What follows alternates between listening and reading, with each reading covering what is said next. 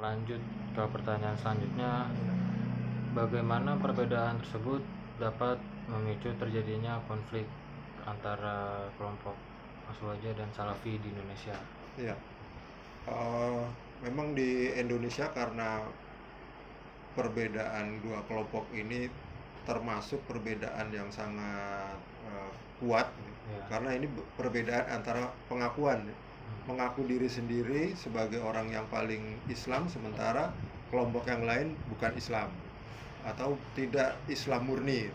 Sama di sisi yang lain juga gitu, baik yang Ahlus Sunnah wal Jamaah mengklaim dirinya sebagai yang paling Islami, maupun juga dari Salafi Wahabi mengklaim dirinya yang paling murni gitu, yang paling Islam, yang lain tidak gitu. Hanya saja perbedaan yang paling membuat agak menjadi mendekati clash ya, mendekati saling hampir ya bermusuhan yang dengan cara yang hampir menolak lah.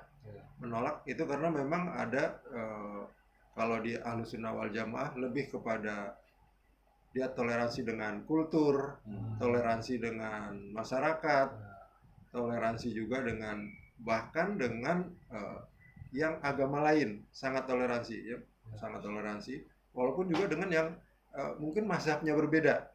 Kan ada mazhab Syafi'i, Maliki, Hambali, ya, Hanafi, itu kan memang berbeda-beda. Tapi bisa toleransi kalau yang Ahlus Sunnah wal Jamaah. Tapi kalau yang Salafi Wahabi, dan ini memang awalnya ada di Najd ya, di daerah Arab Saudi. Nah, ininya awal mulanya cenderung memang tidak menerima golongan yang lain. Dan di awalnya bahkan sering cenderung mengkafirkan sesama muslim gitu ya. Dengan alasan tadi yang lain tidak murni, sementara yang Salafi Wahabi paling murni. Nah, ini yang sering akhirnya di Indonesia sendiri sebenarnya tahun 2019 kemarin itu sempat ada yang viral ketika Ustadz Firanda dari Salafi Wahabi berceramah atau mengisi kajian di Aceh. Itu 2019 sempat viral itu. Karena ditolak ya, di sana karena dianggap membuat keresahan, karena memang kan begitu ininya coraknya, menganggap Islam yang lain tidak murni. Nah, Salafi yang paling murni karena mengambil langsung literaturnya, sumbernya dari Al-Quran dan Sunnah ya. Nah, sementara Ahlus Sunnah wal Jamaah juga mengambil dari Al-Quran dan Sunnah, tapi juga menyertakan pendapat para alim ulama terdahulu. Nah, sementara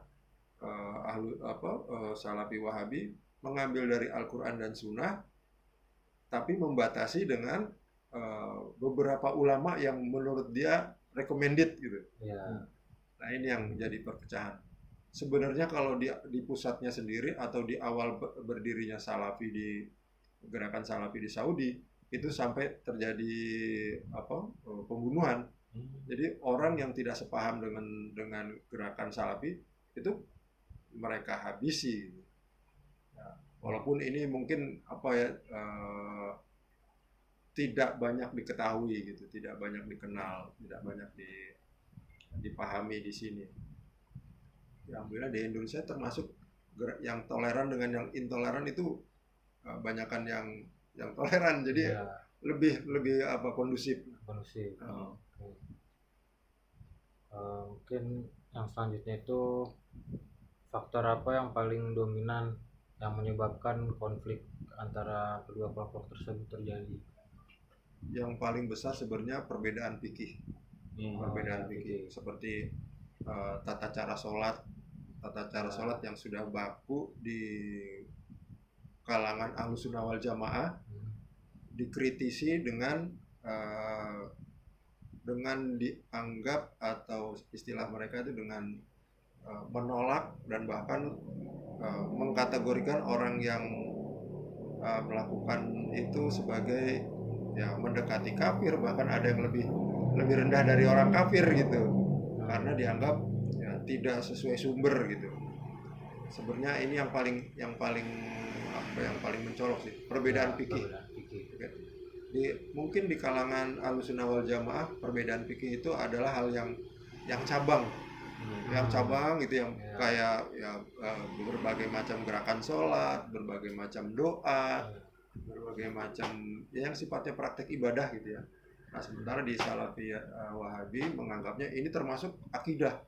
Jadi kalau yang nggak persis dengan Nabi dianggap berbeda akidah, dan dianggap bahkan dia ya ada penyembah kubur, penyembah nenek moyang, penyembah tradisi, istilah-istilah yang keluar dari ini kalangan Salafi Wahabi. Jadi untuk faktor paling dominannya lebih ke arah akidah ya. Ya, perbedaan fikih sebenarnya. Kalau dari Ahlussunnah wal Jamaah ini perbedaan fikih. Tapi kalau dari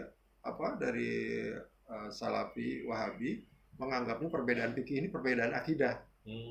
Nah, itu yang sering terjadi, sebenarnya sekarang ini kalau kita lihat baik di Facebook maupun di Instagram itu hampir sering ada postingan yang ini mengkanter ini mengkanter ini saling serang jadi ya. Ya, saling serang. Ada itu kelompok-kelompoknya. Ada orang-orangnya, ada ya semacam ada agen-agennya lah. Mereka saling hujat. Jadi memang menciptakan kerusuhan, kegaduhan apa namanya? Kegaduhan sosmed lah.